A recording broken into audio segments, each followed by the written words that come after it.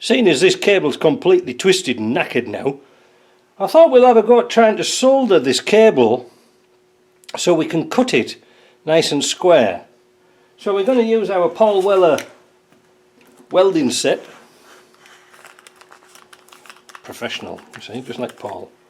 Put a bit of salt, put a bit of flux on the cable. Flux is most important. Now, let's see if we can get some heat in there. Look at that, straight away. No effort whatsoever. See that? Now, what is going to be a good medium for cutting that? And did the solder get into the wire? Well, yes. Yes, it did. It went all the way through. Will it cut with snippers? Let's find out. These are cable cutters, but they're not all that good. They were only cheap, but there's a little bit loose in them. Let's have a go.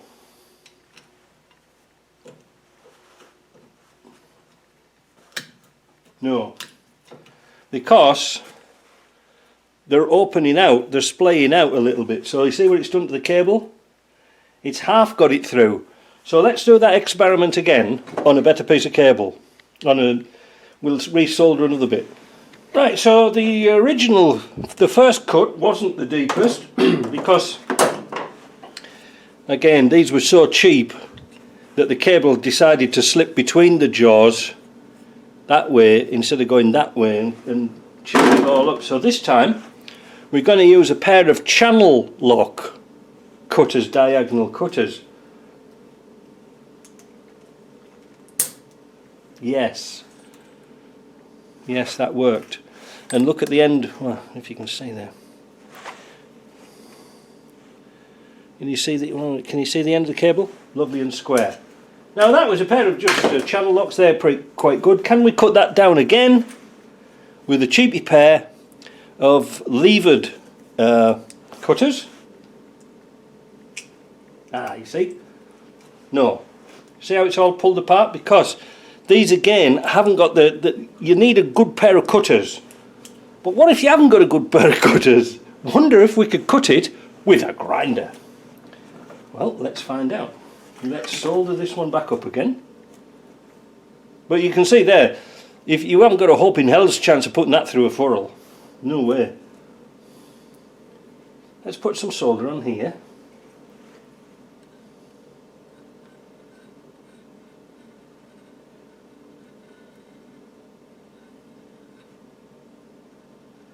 We put it underneath as well, so we make sure it's gone all the way through. And now we have to look for the grinder. So I'm just going to use a disc cutter, an extremely thin blade on there, if you can see that, and see if this will cut it.